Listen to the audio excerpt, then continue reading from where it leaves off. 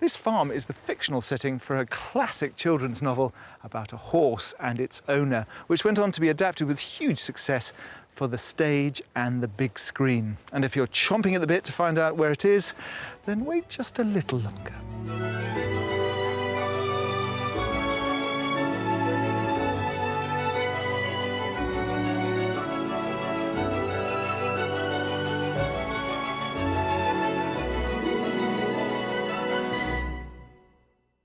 Today's house hunters are hoping to say farewell to arduous commuting, to live and work under one roof in the countryside. We get off to a flying start. Tempted to say I'll get my checkbook out right now. And our properties come with enticing business plans. If I came here on a holiday, I would be chuffed to pieces. Me too. Today I'm in Devon, and this is Parsonage Farm, which local author Michael Morpurgo used as the inspiration for the beginning of his novel War Horse, the story of a farm boy, Albert, who's befriended by a horse called Joey, and then they're both sent to the trenches in World War I. The novel really put the suffering of working animals in warfare on the map, and it also put this farm on the map, although this is not the only cultural highlight you can canter to in this wonderful county. Set on England's south-west peninsula, Devon is bordered by Cornwall, as well as Somerset and Dorset. North Devon, where we are focusing our search today, is home to its own area of outstanding natural beauty. Covering over 65 square miles, the region is framed by a rugged Atlantic coastline, a dramatic highlight being Heartland Point. These imposing jagged rocks rear up above sea level, but catch them on a clear day and there are far-reaching views out towards the Isle of Lundy, a site of special scientific interest. A mile inland in the village of Stoke is St Nectan's Church, often referred to as the Cathedral of North Devon. With most of the surviving remains dating back some 600 years, it was a coastal landmark for sailors before a lighthouse was built. Heading deeper into the county, Rodeford Lake is the largest water sports reservoir in the southwest. On its shores sit a contemporary 6-metre stainless steel sundial, which was Devon's gift to the Queen to commemorate her Diamond Jubilee. With close access to the expansive Dartmoor National Park, where granite hilltops meet undulating heathland, North Devon really does offer a desirable combination of coast and countryside. Buying property in Devon ain't particularly cheap. The average price for a detached house here is £310,000, which is about £27,000 above the national figure. And if you've ever driven to Devon, you'll know that the one and only motorway, the M5 that goes through the county, stops about halfway through in Exeter, which means that those good connections in the east drive up prices and things are a little bit more affordable in the west of the county.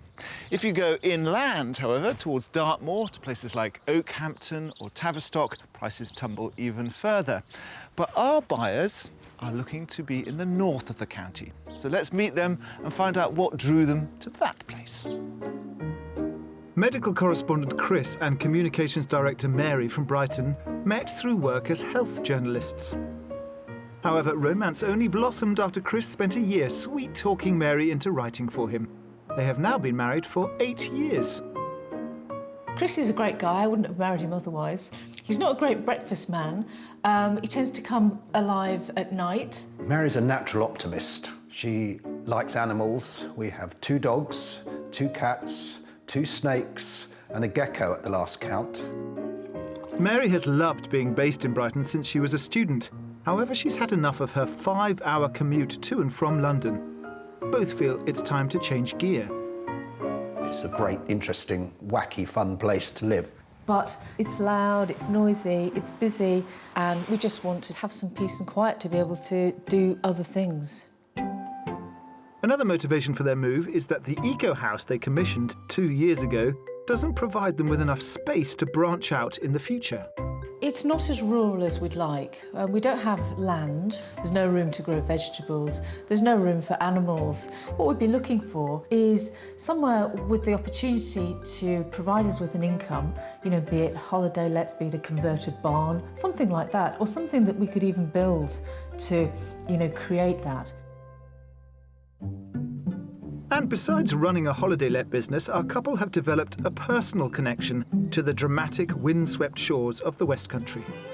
In North Devon, we just love that wild Atlantic coast. It's just so beautiful, with the cliffs and the pristine beaches. The most fantastically rugged, jagged cliffs and amazing seas. And then you have the moors. And although it's kind of bleak, it's also very beautiful. Although Mary is more than ready to get out of town and head to the countryside, Chris admits that he's only recently come round to the idea. She's always wanted to live in the country. I think secretly she's a frustrated farmer's wife. I am a bit anxious about living in the country, with tractors and birds and grass and stuff. But we want a different kind of life, so this is an adventure for us. There's so much that we'd like to do. We'd love to learn how to dive in cold water, fishing, growing things, walking the dogs. Like to get more active. Although Chris and Mary have been together for 15 years, they're looking forward to finally buying a home that's purely for the two of them, where the focus isn't their 3 offspring. You should mention the children. They're gone, or they're going, and we'll be free and clear of children. It would be so nice that Mary and I can be a couple and not a kind of life support system. Is that fair? So the chance that we could, be together 24 hours a day, 7 days a week, I think it'll be a fantastic treat. Although their sights are firmly set on North Devon, Mary and Chris are flexible about where in that area they live. I'm meeting up with them to find out exactly what's on the wish list for their dream country home. Welcome to Devon, you two. Oh, thank you. Thank you. So the north is a bit more remote. Is that what you're looking for? Well, we came up one weekend and we were just so blown away by the landscape and we just fell in love with it. We hadn't seen that part of the country before and we thought, well, if we are ever going to retire, this might be the place. And what exactly are you looking for in terms of the spec of the house? We just wanted something with a bit more character that really, makes your spirits rise when you come home. So a character property with beams and the sort of oldie-worldy? I'm afraid all the Definitely. cliches, yes. Definitely. We want perhaps a former farmhouse, inglenook fires, and land you can look out and see hills and trees. I mean, in terms of size, how many bedrooms? We're thinking about 3, 4. OK, so to have you've got kids from this. We've got kids and relatives and, and also space to spread out ourselves. You want a traditional kitchen. I'd love a big kitchen. We're both really keen cooks. The idea that the kitchen is the heart of the home, we'd like that. And outside, because you want to sort of diversify into a bit of business, is that right? We would love to have some holiday lets in the grounds, something small, something modest that we can, really, make something of. It'll be an adventure, it'll be a source of income. We just want to give it a go. So would you do any conversion work? Would you change things around? Yes, up to a point, as the saying has it. I mean, if everything's perfect and up and running and ready to go immediately, we would pay more for it. But I don't mind a bit of physical labour, as long as I don't have to build the walls and put the slates on the roof. So what's the very top end of your budget? I think with all the work done, the very top would be about 700,000. Great. Well, we've got lovely properties lined up. All you have to do is love them, fall in love with them and buy them, and then we'll be very happy. We're really excited. Looking forward to doing our bit. Well, don't have to look forward, you can do it now.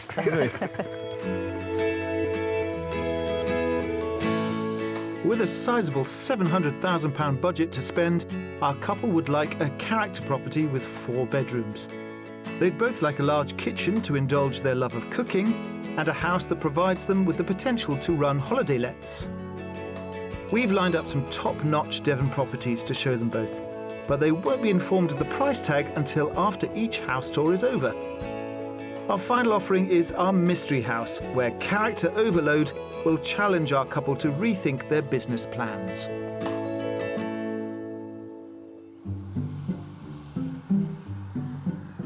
We're kick-starting our property search inland and westwards in the tiny hamlet of Virginstowe.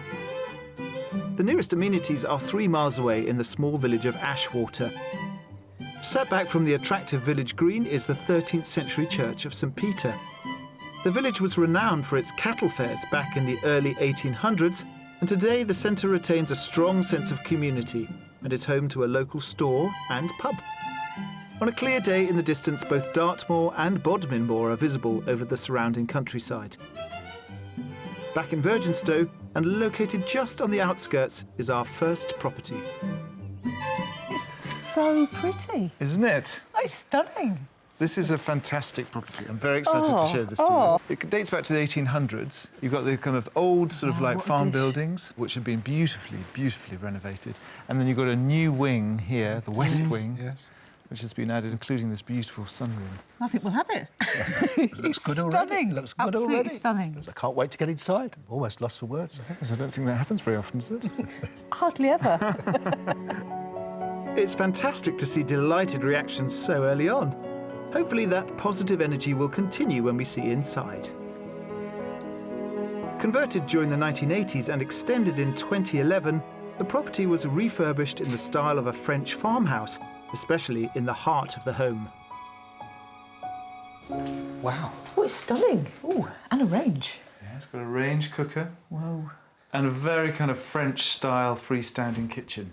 I could really imagine us, couldn't you, in here, cooking? Oh, well, it makes you want to get your knives and your pots and pans, does, out it does. already, doesn't it?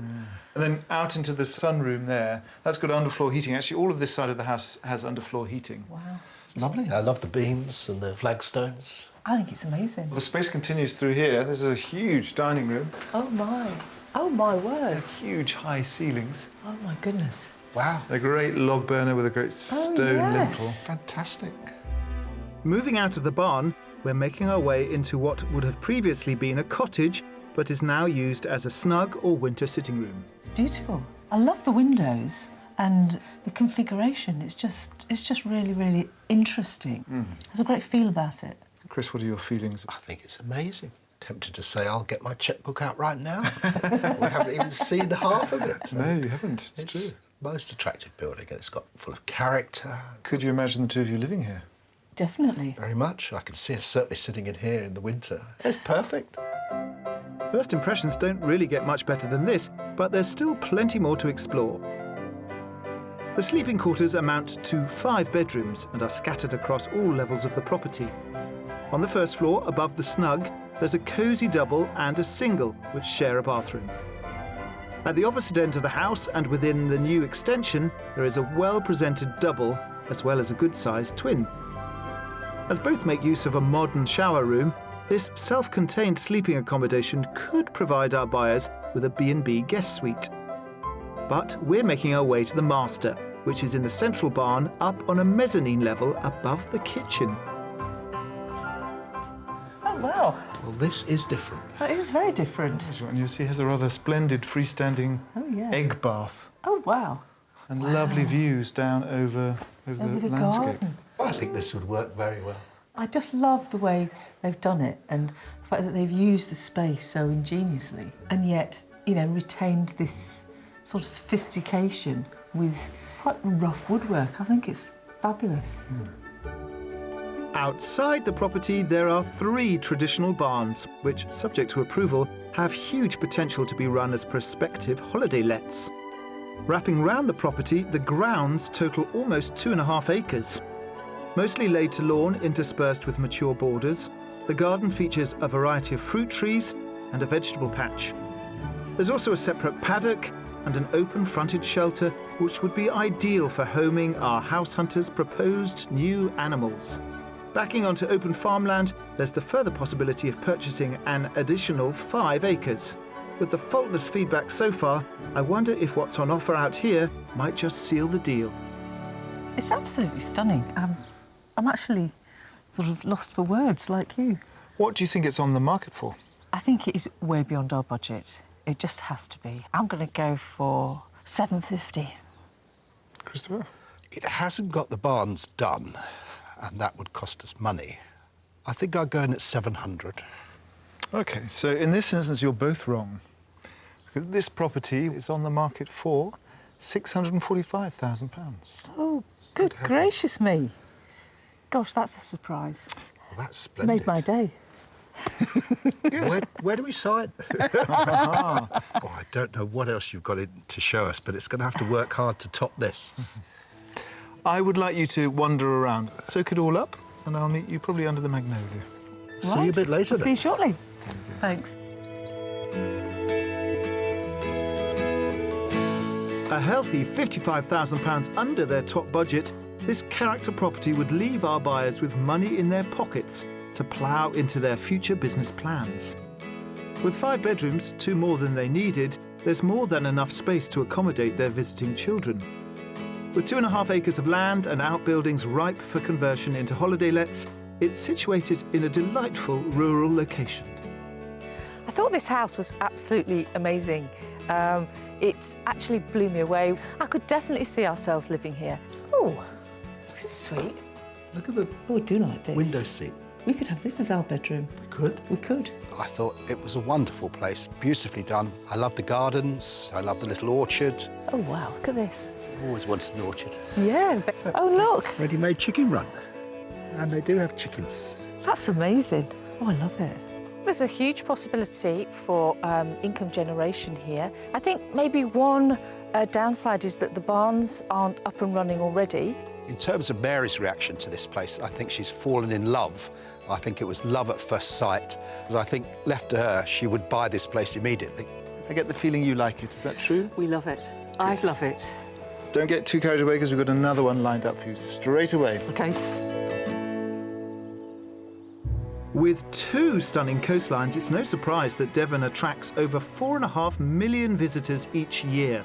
The north is characterised by expansive beaches and steep cliffs, whereas the south is indented with coves and estuaries. But for sculptor Heather Jantz, there is a greater attraction to visiting Devon's shoreline. Using driftwood collected from the beach, she is well known for creating impressive and often life-size sculptures. We've sent Chris and Mary to Dawlish Beach to lend a hand with some beach combing and gain an insight on why wood washed up by the sea is such an inspiring art material. Why do you collect driftwood? It seems a rather unusual hobby. Well, it's something I started doing about 30 years ago. At that point, lived on the west coast of Wales, where a lot was thrown up by the tide. I started to make sculpture with it. The curvilinear shapes of it and the way it fits together allow for there to be plenty of spaces. And it's those spaces in between the wood that enliven the sculpture. The ideal time of year to beach comb for driftwood is during the winter months, when high tides and rough waters ferry debris floating out at sea to the shoreline. The thing is to just enjoy the hunts, really, and the joy of beachcombing is that you don't know what you're going to find. It's legal to pick up items from the beach with the exception of large stones, which form natural sea defences. Often the most interesting pieces are those that have been exposed to the water and elements over a long period of time and are therefore worn and distressed in appearance.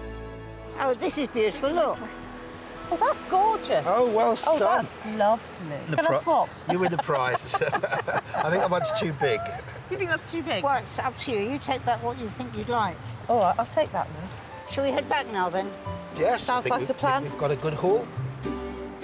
Heather originally painted portraits of horses before she expanded her craft to make life-size creations of these animals from driftwood.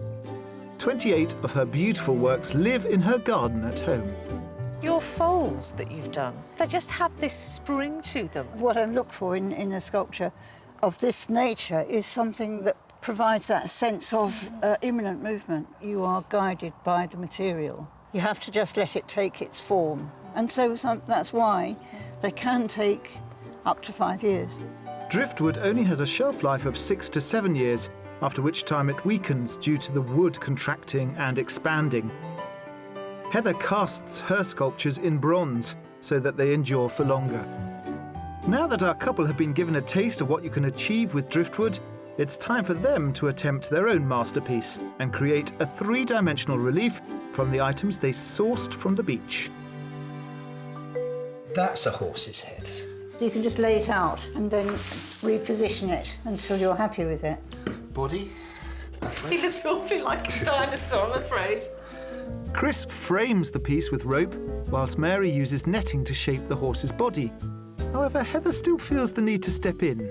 By switching the rope for small stones, the silhouette has more definition. Do you think this needs to come? It's not great, is it? Are you saying I don't know what a horse's front leg looks like? Oh, no, Probably. dear, no. Sorry.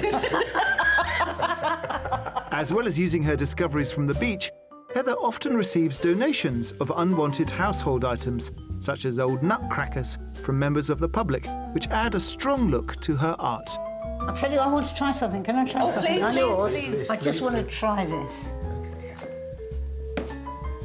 Oh, yes. Look at that. That's That's amazing. good, See, I isn't think it? you definitely have got a horse there. We've had a lovely day. Thank you so much, Lovely to Heather. see you.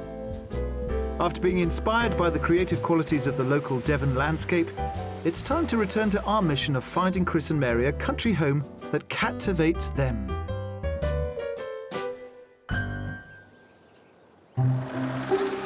Our property search continues over the border into North Cornwall in the rural village of Week St Mary. Constructed in 1643 on a site previously occupied by a Norman castle, the Church of St Mary benefits from its elevated position looking out over rolling farmland. The village is made up of a number of pretty stone cottages, a pub and a post office. Just outside of the village and located in a glorious, tranquil setting is house number 2. This is our second offering, very different. And we brought you here because this property offers you an up-and-running holiday let. Oh, yes. Excellent. What an amazing location. It's quite remote. Superb views. I'm very OK with it being remote. What about you, Chris? I will have to give that some thought. We are very much in the country here. Dating back to 1660, this former farmhouse built of local stone has a rendered exterior. The location seems to have impressed Mary, but perhaps Chris needs a little more time to get his head round the remoteness of the house. Let's see if the interior can work its magic. Come into the kitchen. Oh, I say, that's all you could ask for a range, isn't it? Oh, it is. Roast an ox in there if you wanted You to. couldn't you? Which, of course, we do all the time. So what's your vibe when you come into this one? It's not as visually exciting. It's obviously is an older house. I think we would want to spend a little money modernising it, perhaps. We like something that we can put our mark on. You know, it's obviously been lived in and loved, and I think that comes across. Next stop is the sitting room. That view is to absolutely die for, isn't it? I'm very taken with the fireplace. It's enormous. It is huge.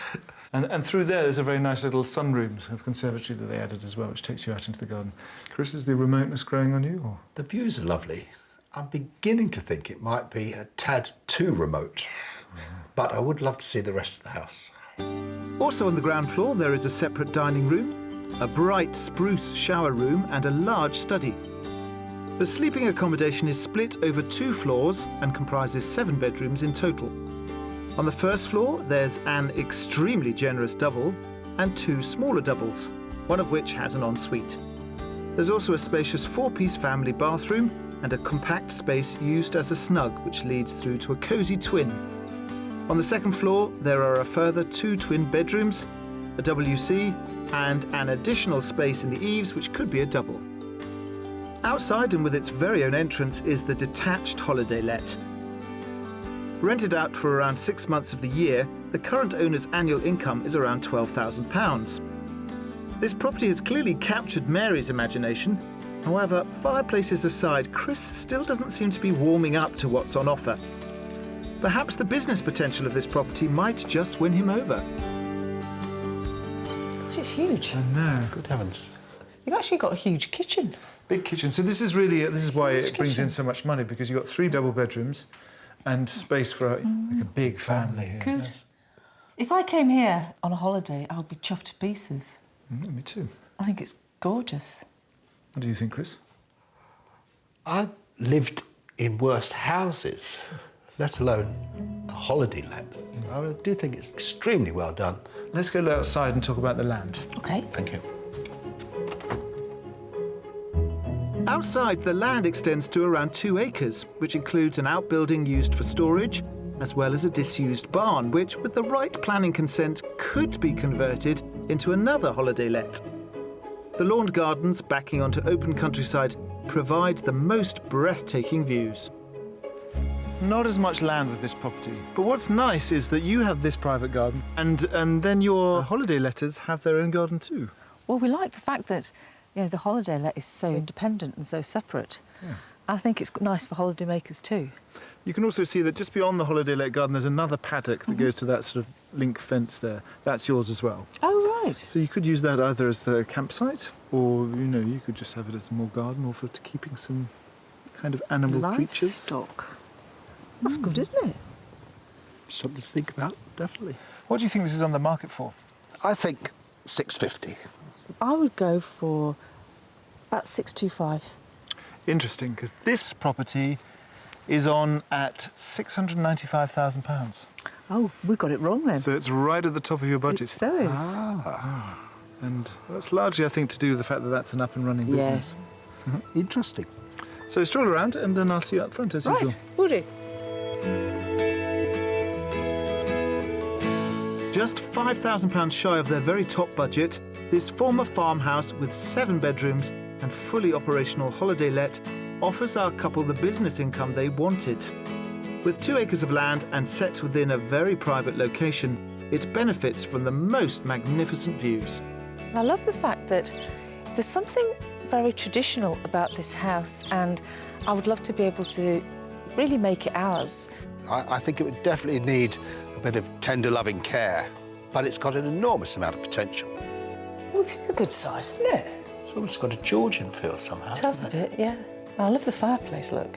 Very nice. Yeah. It's got the holiday let up and running. We could let it out tomorrow, which is very attractive. Oh, this is nice. 3 bedrooms, and they've even got That's their own great. little self-contained garden. Looks nice, isn't it? That's all your houses seen for the day. Well, we've really enjoyed it. And a lot to think about. Good, let's find somewhere where you can think about it in peace. OK.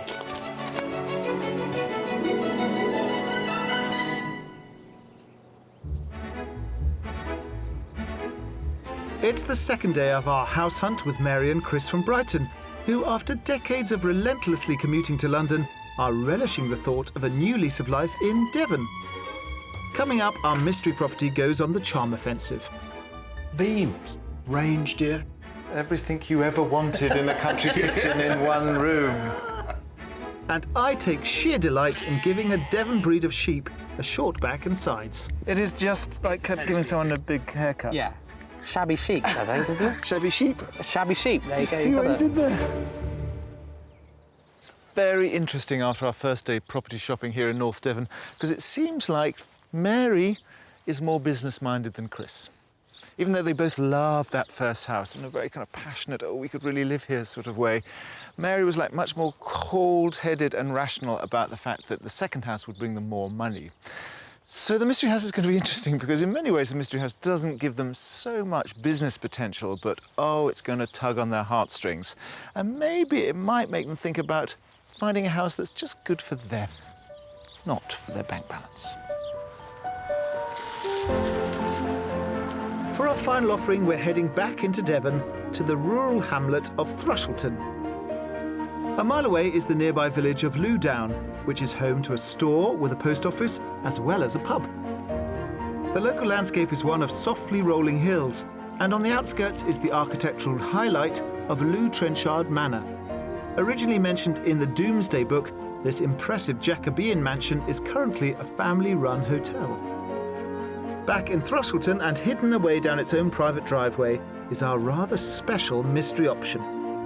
Up until now, the focus for our couple has been on the future business potential for their property. However, with this move comes the opportunity for them to purchase their first house together. So I wanted to show them something which might appeal much more to their hearts than their heads. It's so pretty. It's picture perfect, isn't it? Could be on a Gorgeous. tin of Devon clotted cream almost, couldn't it? It's a classic Devon thatched cottage. A really delightful find in many ways because historically this is about the 1600s. It's really gorgeous. What can I say? Let's have a look inside. A derelict shell until the 1970s, this 17th century chocolate box thatch has been completely refurbished and extended. Retaining much of its original stone and cob structure, the interior has been completed to a stylish high spec throughout and still retains some of its original timbers. This is a great country kitchen. It's got a beautiful slate floor. Oh, it's amazing. What do you think? It's got beams. It's got Big old oak Proper beams. beams. Look, range, dear.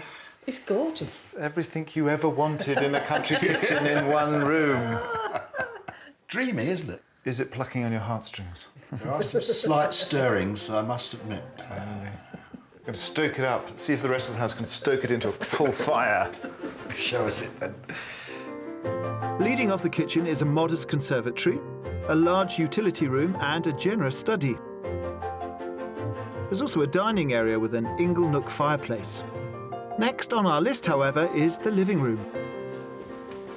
Isn't it lovely? This probably would have been a later addition in the history of the house. You can see it's got these much more manicured beams. It definitely is surprising in terms of the amount of space that there appears to be. And I wonder if you've just noticed, Mary, what's in the corner. I have. It's a piano. It's a piano. We were wondering where to put the piano, and that's the dilemma solved. You really have confused us, you know. Good, I'm glad. It is throwing a spanner in the works, isn't it? Has a bit. A big spanner. So, flummoxed but positive. It's onwards and upstairs to explore the 4 bedrooms. There are 2 well-decorated doubles with exposed beams, which is also a feature in the single. Not only is there a light, bright family bathroom, but a separate shower room as well. We're making our way to explore the master, which has its own dressing area. Blimey, this is fantastic, isn't it? Very unusual in these sort of thatched cottages to have really high ceilings like this. They've taken all the loft space out. I like the way they've exposed the beams. It's quite deceptive, isn't it? Because outside you imagine it to be very small and compact, and actually it's really big and airy. Let's go into the garden because it's really magical. Thank you. Well, for the moment at least, our mystery cottage has put all thoughts of holiday lets out of their minds. Outside, the large garden amounts to 3/4 of an acre and is made up of lawned areas framed by mature plants. There's also a separate orchard and vegetable patch along with a workshop. The size of this plot allows them to keep animals or set up a couple of shepherd's huts, which could generate up to £600 a week each. But a shepherd's hut, like a really self-contained one that has cooking facilities in it, it's about £20,000. Something we hadn't really thought of, but you've really opened our eyes. My head and my heart are warring now. I think if we were to live here on our own and didn't need a business, I think I would buy this on the spot. But you've given us a lot to think about again. Well, the one thing I haven't given you is the price. So Yes. what do you think the price of this little slice of Devonian heaven is? Because it is so, so pretty and perfect, I'm going to say it's 700,000 at least. Chris? I think it's probably worth more than Mary suggested. I'm going for 725. Well, in this instance, you're both wrong, and you're wrong in the wrong direction, because this is actually on the market for, hold your horses, £539,500. You're joking. I am not joking. You're making that up. I am not making that up. That is the truth. Oh, that's an amazing price. That is, I think you've made our day again. Good stuff. Oh, you've given us a difficult dilemma, but I must say it's a wonderful one to have to wrestle with. Exactly. Well, I'd like you to wrestle in the grounds. Oh, wrestle okay wherever then. you like, and I will see you at the front. That's great, thank you. Aww. It's great when the Mystery House does that, when it does exactly what it's meant to do. It puts a cat among the pigeons and makes people think differently about what this move could mean to them. A staggering £160,000 under budget, our mystery thatch brimming with character features and 4 bedrooms has completely surprised our couple. Located within a hamlet, it has a large cottage garden and the orchard could accommodate shepherd's huts, but really this mystery proposition is all about the 2 of them. I love the Mystery House. I'm absolutely lost for words, and it's been a house of absolute surprises. Look at this. This is a proper functioning garden. Really oldie worldy. It is. Like a secret garden. It is, isn't it? I think we would enjoy this. I think we would too. I thought we'd made a decision, and now I'm not quite sure that we have. I think the Mystery House is amazing. I don't think this property really allows us to have a business, but that doesn't matter. If we could keep that capital, we could invest it somewhere else and just use this as our own perfect house. Whew, to really tear you away from this one. But I'd like to find a spot where you can think about all three houses without being swayed. So follow me.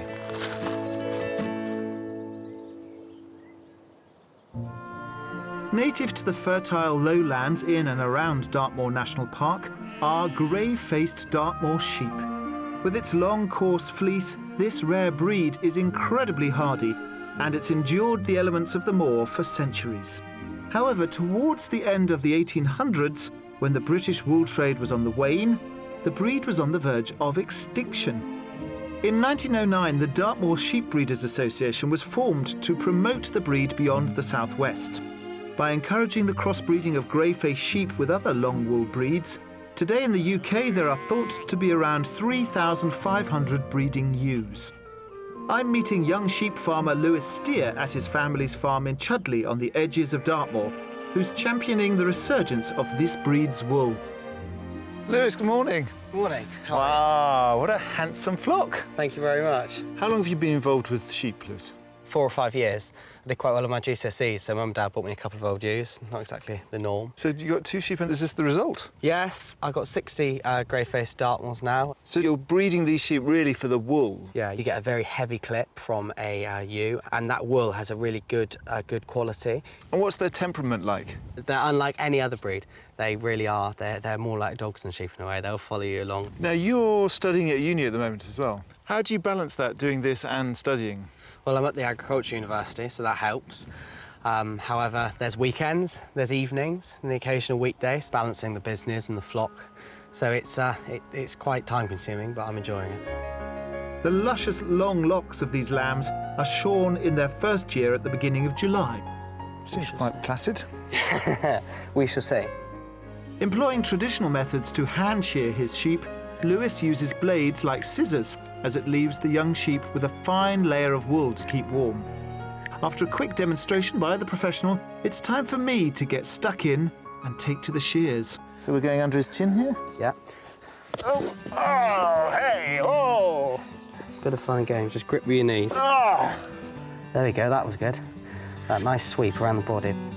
The blades are kept close to the skin to allow the clipped fleece to fall off easily and detach as much wool as possible with every stroke. Having a good workout. Next, the sheep is carefully manoeuvred so we can shear up its spine. For some reason, I thought it was going to be really complicated, but actually, it is just like giving someone a big haircut. Yeah. A very bad haircut. Shabby chic, I think, isn't it? Shabby sheep. Shabby sheep. There you go. See what you did there? Finally, it's time to tackle the head, which is the hardest part of the sheep to shear, as it involves precision cutting. Hold him under the chin. There. Come round. That good? I'm kind of getting the hang of it now. No. It's the breeze. He's thinking, oh, I'm not so sure if I like this. It's chilly. A skilled shearer such as Lewis takes around 10 minutes to defleece a sheep. Understandably, it's taken me a fraction longer. You've been very, very patient with me. He has. So can we stand You've him done up? very well. I think we can. How did I do? For the first shorn sheep, Is that pretty bad? well. Can we let him go? yes, we can. See what his mates think. Okay, yes. It's like you've been given the worst haircut by your mum ever. Fortunately, the grey-faced's coat grows so prolifically that they produce more wool per body weight than any other breed, with a mature ram's fleece weighing in at around 14 kilograms.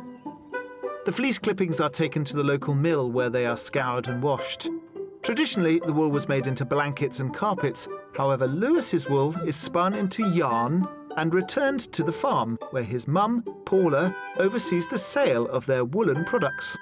Now, this all comes back to your family, doesn't it? We gave Lewis a few sheep. They were brought home. Grandmother came around for tea. She said, oh, Granny Warren used to have those sheep. That's my great-great-grandmother. And Granny Warren used to farm up over at Belliver in the middle of Dartmoor. She spun her own wool then, and then she knitted her own products. And this was a discovery for you? You didn't know I about didn't it? know anything about it. And then all the paraphernalia of photographs came out from my grandmother. So with my grandmother, we started up the business, Lily Warren, in her memory. And what about the future? What are you looking to do in the future? We would like to form a wool cooperative, and we're going to have open days up here and workshops, and we're going to do a lot of charity fundraising up here, which I think is really important to put something back as well. Well, I really hope that it takes up such a lovely story with you and your son, and I wish you all the best. Good luck trying to make something with all the terrible clippings I took from that sheep up there, but I'm sure you can do something magic. Oh, I'm sure. It's such a joy to see both Lewis and his mum not only retaining a strong family tradition, but also being so passionate about ensuring the survival of grey-faced Dartmoor sheep and continuing the heritage of British wool. I think the Mystery House has added an element of finance into this house search that wasn't there before. Because I think if Chris and Mary can save £160,000 on the price tag, then that's going to give them some breathing space where they can kick back and really enjoy the property as a home rather than thinking of it as an asset that needs to make money. So I'll be very interested to see what that's done to their thought processes. Let's find out. Hello. How are you doing with all this? It's interesting that often when I sit down at this table, I have a pretty good idea of which one people like. But with you, I think you like them all. It's come down to between house number 1 and the Mystery House. We weren't expecting to fall in love with two beautiful houses. It's going to be hard to decide between them. What do you think? I think it will be hard to decide. You came with, a big wish list and sort of hopes for a business, hopes for a lovely house. What do you think has come into focus during this process? We did come with a plan that the house should be able to provide or generate an income. And increasingly, as we've gone on, I began to think that perhaps we just want a house that we love and we want to live in for ourselves, and we will look for business opportunities elsewhere. And especially the Mystery House, the lovely thatched cottage, would allow us to do that because it was so much cheaper than we were anticipating. I've heard you mention the Mystery House twice. Does that mean that's edging to the front of the pack? I think it has to be, for me, the Mystery House. I'd like to have one more cool, calm, collected look at house number 1, simply because that potentially could bring us some income.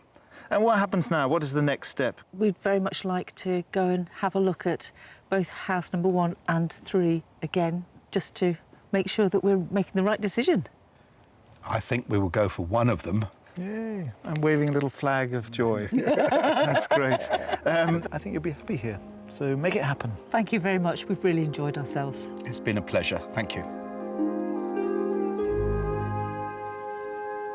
Those 3 houses in North Devon are almost proof that you can have too much of a good thing, because poor Mary and Chris's mind was slightly kind of addled by the just richness of the properties that their budget could buy. I think perhaps they were used to kind of Brighton prices, because here their money goes a little bit further and almost they can afford to kick back and enjoy the property rather than have to have a business to support their lifestyle. Inspiring stuff, and I hope that you will be inspired enough to join us next time for more Escape to the Country.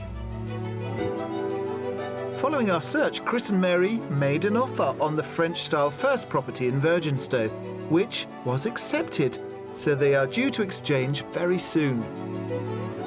If you would like to escape to the country in England, Scotland, Wales or Northern Ireland and need our help, please apply online at bbc.co.uk/beonashow.